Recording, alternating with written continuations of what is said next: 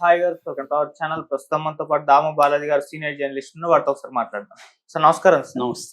Sir, Tirupati Janasena incharge Kiran Rayal పైన ఒక మహిళ ఆరోపణలు చేసింది. ఆమె తనను వేధిస్తున్నాడు, డబ్బులు మోసం చేసినట్టు ఒక వీడియో కూడా రిలీజ్ చేసింది. ఇప్పుడు దీనిపైన వైసీపీ శ్రేణులు అయితే ఫైర్ అవుతున్నారు. అండ్ పవన్ కళ్యాణ్ గారు కూడా జనసేన నుంచి రియాక్ట్ అయ్యి అతన్ని సస్పెండ్ చేసినట్టు కూడా వార్తలు వినిపిస్తున్నాయి. మరి ఏం జరిగింది ఇష్యూలో? మరి సస్పెండ్ చేశారా ఆయన?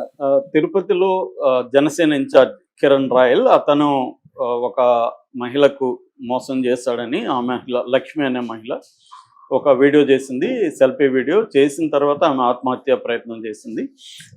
తర్వాత ఆమె ప్రాణాపాయం నుంచి అయితే తప్పించుకున్నట్టు తెలుస్తుంది. సో ఆమె చెప్పిన ఆరోపణలు ఏంటంటే, నా దగ్గర 1,20,00,000 తీసుకున్నాడు, కానీ నన్ను బెదిరించి తను 30 లక్షలకి బాండ్ రాయించుకున్నాడు, దానికి సంబంధించి పోస్ట్ చెక్కులు ఇచ్చాడు.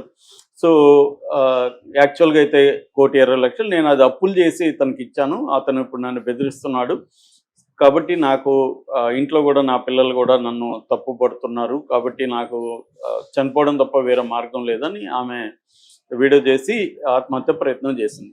దాని తర్వాత కిరణ్ రాయల్ తనకు సంబంధించిన తెలుగుదేశం మీడియా సహాయంతో అతను ఏం చేశాడంటే, ఇదంతా కూడా వైసీపీ మీద వేసేయడానికి డ్రామాలు ఆడాడు. ఇది వైసీపీ వాళ్ళు చేస్తున్నారు, కోటిరెడ్డి ఇక్కడ అభినయ్ రెడ్డి ఈ రెడ్లుని టార్గెట్ చేసి మాట్లాడాడు.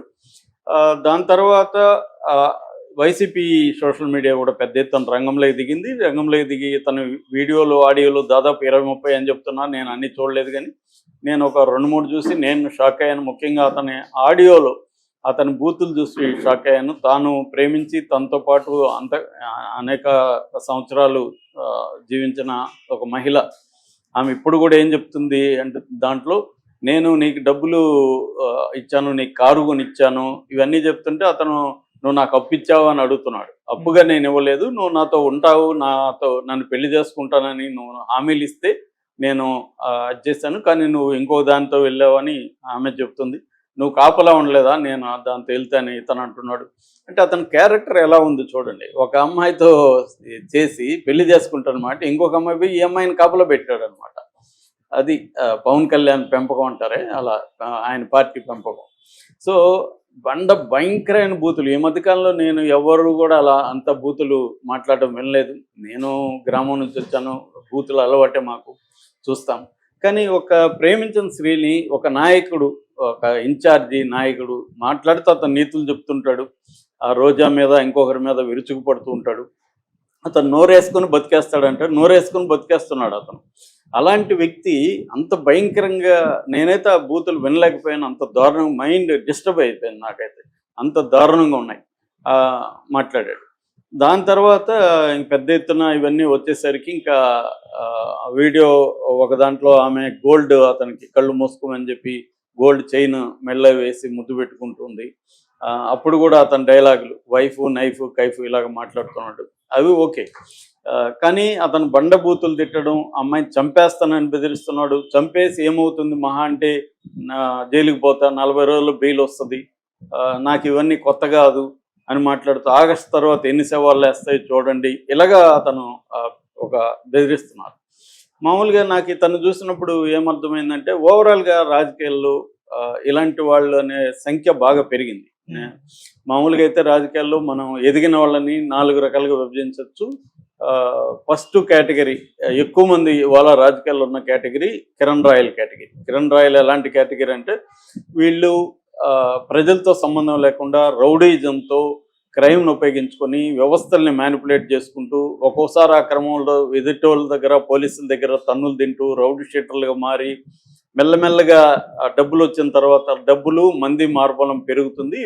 దీంతో మెల్లగా రాజకీయాల్లోకి వచ్చి నెక్స్ట్ లెవెల్కి వెళ్తుంటారు. అంటే క్రిమినల్ టు పొలిటీషియన్.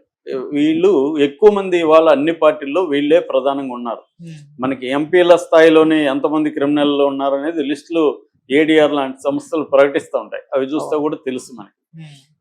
రెండవ కేటగిరీ ప్రజల సమస్యల నుంచి, ముఖ్యంగా స్టూడెంట్ మూవ్మెంట్స్ నుంచి, ట్రేడ్ యూనియన్ మూవ్మెంట్స్, యువజన ఉద్యమాలు, ప్రజా ఉద్యమాల నుంచి ఎవాల్వ్ అవుతూ ఆ క్రమంలో వీళ్ళు కూడా జైలుకి వెళ్ళొచ్చు, వీళ్ళు కూడా పోలీసుల దగ్గర దెబ్బలు తినొచ్చు. కానీ వీళ్ళు బేస్ అంతా కూడా ప్రజా ఉద్యమాల బేస్గా ఉండి నాయకత్వ స్థానాలకు వస్తారు. వీళ్ళల్లో ఎక్కువగా కమ్యూనిస్ట్ పార్టీలో ఇలాంటి వాళ్ళు ఉంటారు. ఇప్పటికి కూడా అలాంటి వాళ్ళు ఉండేది కమ్యూనిస్ట్ పార్టీలోనే. మిగతా పార్టీలో తగ్గిపోయారు ఈ సంఖ్య. ఒకప్పుడు అన్ని పార్టీలో ఉండేవాళ్ళు, ఈ సంఖ్య ఉండేది. ఓకే.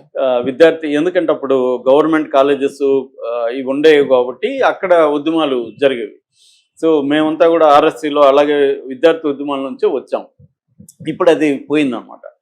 ఇక మూడవ కేటగిరీ ఏంటంటే వారసులు, వీళ్ళిద్దరి వారసులు. రౌడీ నుంచి క్రిమినల్ నుంచి పొలిటీషియన్గా ఉంటే వాళ్ళ వారసులకి ఆ క్రిమినల్ బ్యాక్గ్రౌండ్ అన్నీ ఈజీగా దొరికిపోతాయి, వాళ్ళు నాయకత్వంలోకి ఈజీగా వస్తారు. రెండవ కేటగిరీ ఈ స్టూడెంట్ ఉద్యమాల నుంచి వచ్చిన నాయకుల పిల్లలు కూడా ఈజీగా వస్తారు. ఇలాంటి వాళ్ళు మనం చెప్పుకోవాలంటే ఇప్పుడు చాలా ఎగ్జాంపుల్స్ ఉన్నాయి. జగన్ కావచ్చు, లోకేష్ కావచ్చు, కేటీఆర్ కావచ్చు, ఒక బెస్ట్ ఎగ్జాంపుల్.